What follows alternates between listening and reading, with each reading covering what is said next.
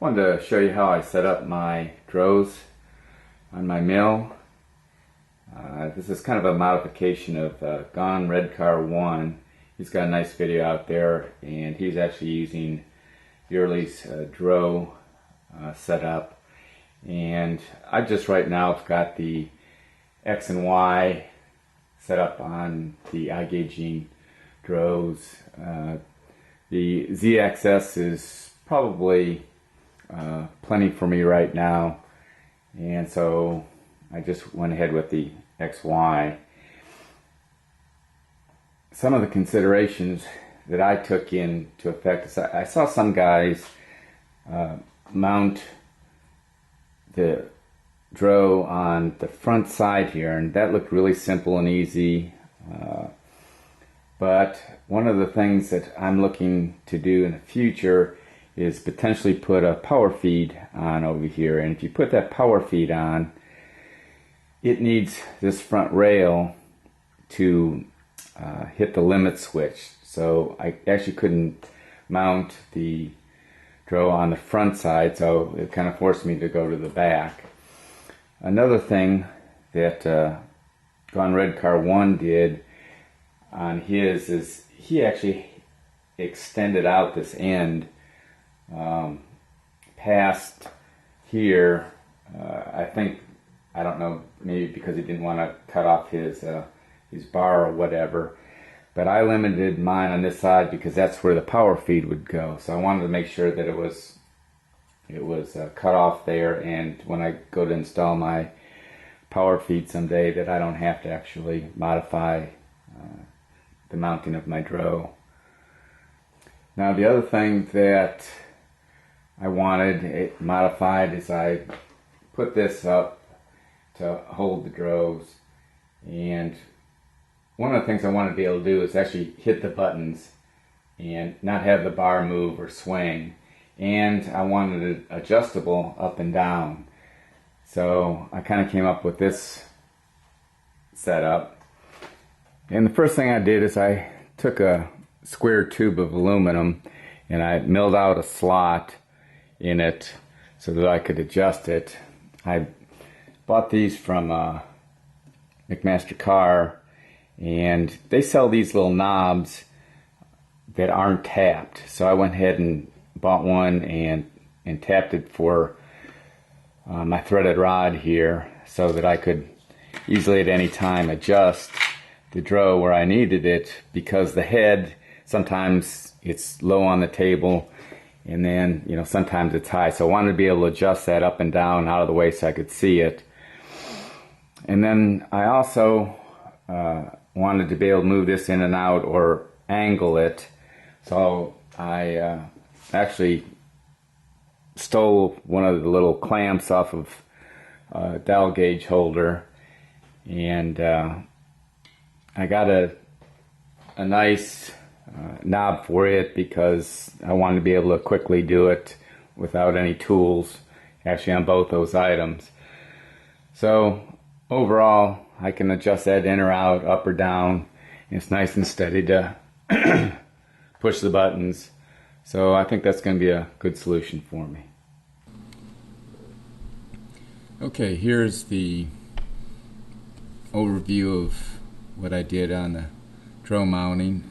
You can see some of the detail in there. Let's go ahead and take a look at some of what I did there. First of all, I had to take the table off to actually do all this. A little bit of a hassle, but not too bad. When I mounted the angle iron, aluminum angle iron bracket, it had a little bit of a lip, you can see here, because I wanted to make sure that it was flush on the top, so there was a little bit hanging out, and I thought I could get by with not removing that, but when I put it all back together, it was hitting that edge, so I had to take the angle iron back off, and I just ground it down and then remounted it. Now I bought some little brackets at Lowe's and used them instead of fabricating my own.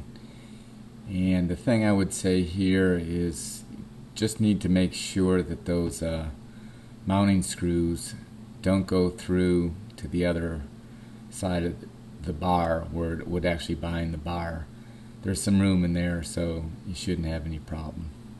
So when it came to doing the mounting of the bar, I actually flipped the mounts over so that the screw would be on the inside underneath the bar, and that would give me a little bit more travel.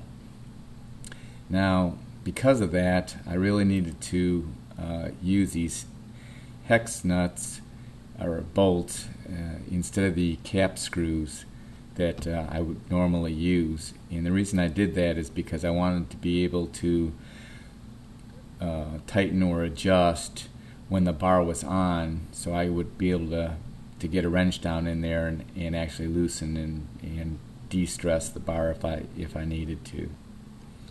So when mounting this angle piece, one of the things that drives me crazy about the iGaging system here is this screw holes. They don't have screws for all these holes, and I'm not even sure what they're for. I'm assuming mounting, but they don't provide the screws or tell you what sizes they are. So I figured out that these screw holes actually needed screws that were an M2.5 in size and 4 millimeters in length. Worked out perfectly, and I had to order those online. So once I got the screws in place, I mounted them, and then I ran the Y or X axis or Y whatever back and forth to the far ends and made sure that I wasn't binding as I tightened the screws down. So this can be real important in that if you bind the bar a little too much, it'll misread. Moving back to the table, in trying to mount the Y-axis bar, those mounts, that table is on a, 30-degree slant. So what I did is I taped a nail to the side of it so that I could eyeball this straight as possible drill hole for the tapping process. You can see here, this is how I ended up mounting it. I also did the flip mounts on the ends of the bars to give me, again, a little more travel and to keep everything nice and tight. Unfortunately, you're going to have to move the top table to drill the holes in the bottom slide there, because there's no way to get in there to drill those holes. So again, a lot of assembly, disassembly, but overall it worked pretty well. So that's basically it, kind of a quick overview of how I did it. And one other thing that kind of drove me crazy for a few hours is once I got it all together, on the Y-axis, I was getting readings that were jumping all over the place, and it was like I thought I got a bad DRO, and I actually started the return process because I was just like, no matter what I did, I couldn't, loosen the screws, and it was acting like it was binding. So I loosened all the different screws up and several different times and tightened them, just right, trying to make it work out. But I just was getting these weird readings. And then it dawned on me these bars have an orientation. So even though I had the black strip that you can see here on the front, I needed to flip it over end to end with still the black on the front. And once I did that, it read fine and with no problem. So that's kind of a tricky one because you cut these bars to length and you forget about that, you put it back together, and you get these weird misreadings. They kind of read, but it just kind of pops up and says error all of a sudden, and it skips. And so if that's happening to you, just flip the bar end to end and you should be fine. Thanks for watching.